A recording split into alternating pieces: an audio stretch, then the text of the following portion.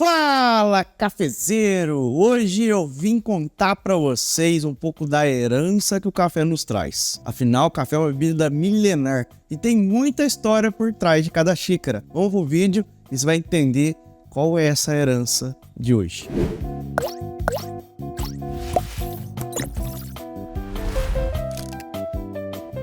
Então hoje o vídeo é para explicar para vocês um pouco de uma edição que a gente lançou recentemente, que é o Yerga Chef.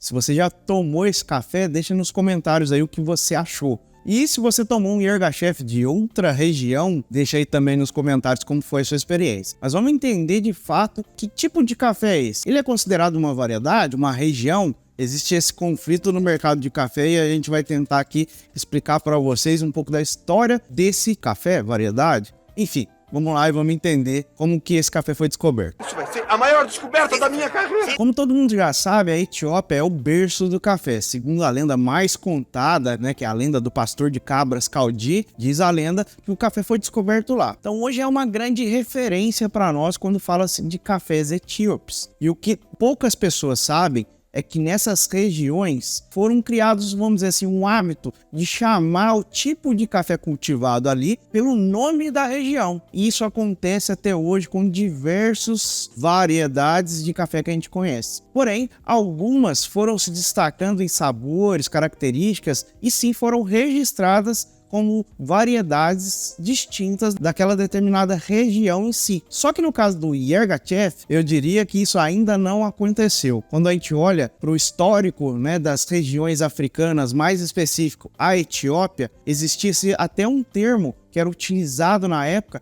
para generalizar todos os cafés que vinham de lá, que é o termo Yerlo. Heirloom,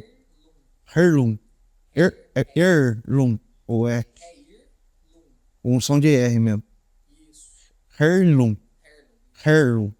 que é um termo, o dizer heirloom, que a tradução é herança. E aí todos os cafés que vinham dessas regiões etíopes eram utilizados esse termo para dizer que o café era de lá.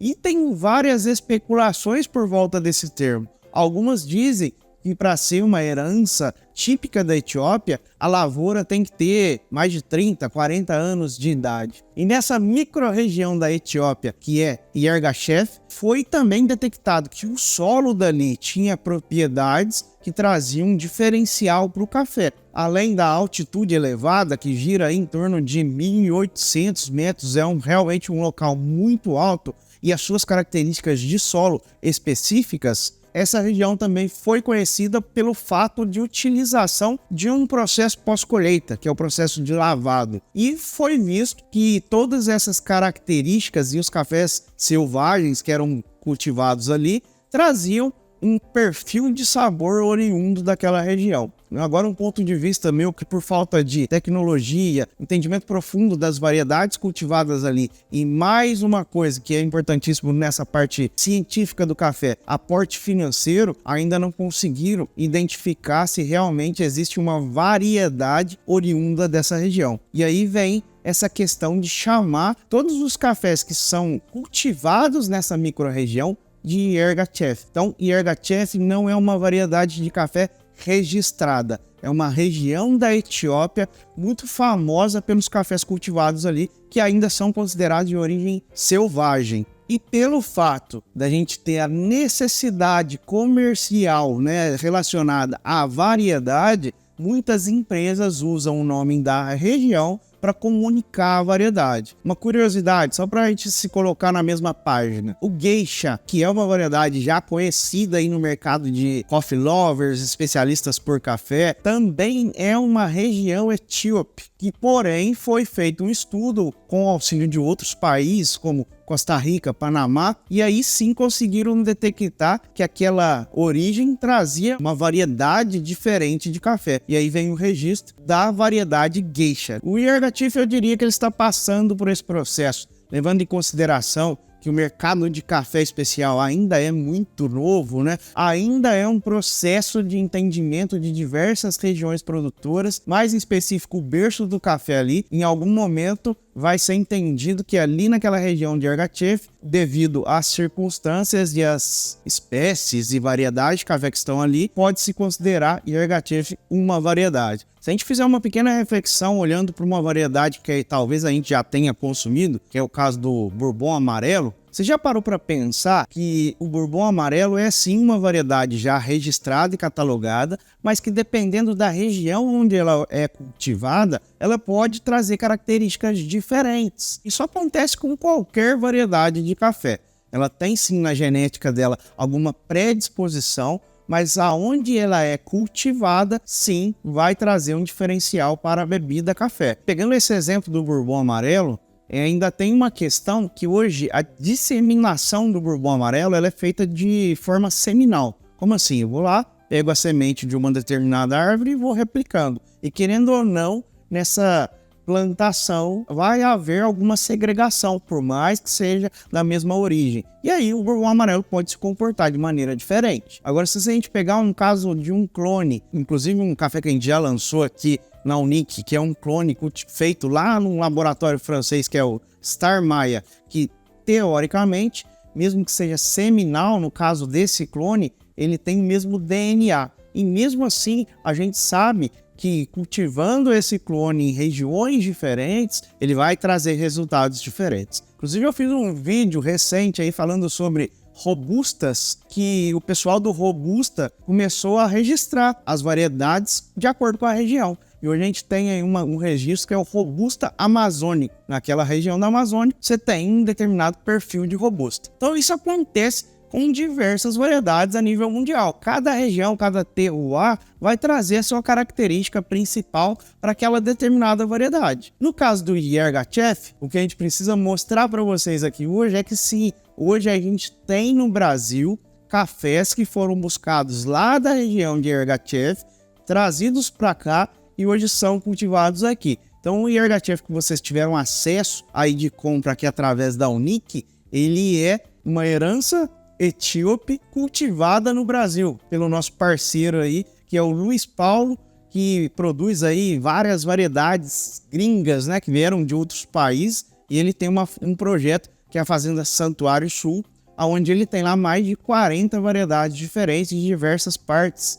do planeta produtor de café. Eu brinco com ele que em breve ele vai trazer uma variedade cultivada pelos alienígenas, porque, cara, tem variedade lá que eu, que já estou no mercado há muito tempo, nunca ouvi falar. Então fica de olho aqui no canal, que a gente sempre vai trazer novidades no cultivo brasileiro, linkado a essas variedades diferentes mundo afora. E tem as questões da anatomia das variedades de Argatchev. Na região de Argatchev, hoje a gente tem um histórico de lavouras bem produtivas em relação à média etíope. Uma questão que a gente percebeu devido ao solo e à região lá, que essa variedade ela tem uma alta capacidade de rebrota. Como assim? Rebrota. Que quando a gente faz as podas, elas recuperam mais rápido do que as demais. Além disso, ela tem também um alto potencial vegetativo. Ela é mais vigorosa, ela se sobressai. Vale ressaltar que isso foram dados que a gente buscou em relação ao cultivo lá na Etiópia. Quando essa variedade veio para o Brasil e é cultivada aqui, uma das coisas que a gente percebeu, até por uma questão climática e essa alteração toda de região, é que em relação às variedades que a gente tem hoje no Brasil, esse tipo de café que a gente trouxe lá da região de Argatchev, ele se adaptou muito bem, traz ainda esse vigor vegetativo e tudo isso que eu disse, porém caiu a produtividade. Enquanto você faz aí uma média de 30, 40 sacas de café aqui na região da Mantiqueira de Minas, o Argatchev ele está praticamente aí na metade da produção em relação à nossa média. E se você está vendo esse vídeo, foi no site, não encontrou ela disponível,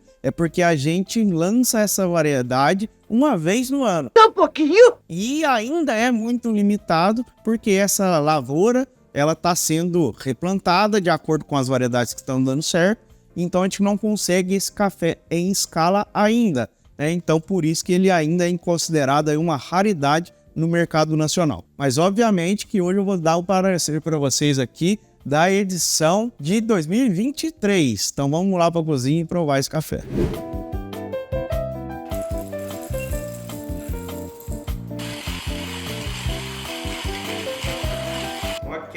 dica de sempre, não esquece de escaldar o papel aí do seu preparo.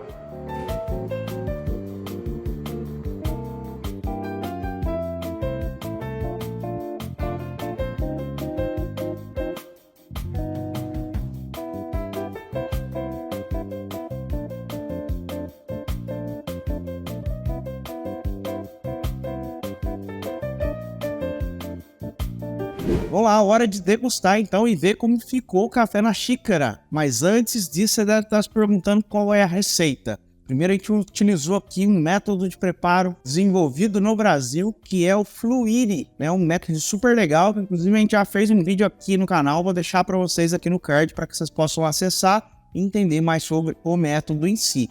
Para você que não tem e quer ter um, não deixe de ir lá no nosso site, que a gente tem esse método à venda lá. Tem o Yirgacheffe aqui, mas ainda não tem o Fluire, Gabriel. Faz no V60 seguindo as mesmas dicas da receita que você vai chegar num resultado semelhante. Então a receita é 25 gramas de café para 350 gramas de água.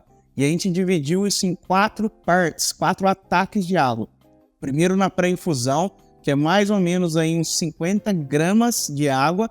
E depois você pega 3 arremessos de 100. O objetivo é alcançar uma extração com média de tempo de 3 minutos e 40. E aí você vai ter uma experiência muito semelhante à minha aqui. Água ali por volta de 92 graus. Se você não tem termômetro aí, deixa sua água ferver, tira do fogo e depois ela vai chegar numa temperatura aí por volta de 92, 93 graus assim que ela baixar a fervura. E segue a vida e pode preparar o seu café. E vamos ver como é que ficou.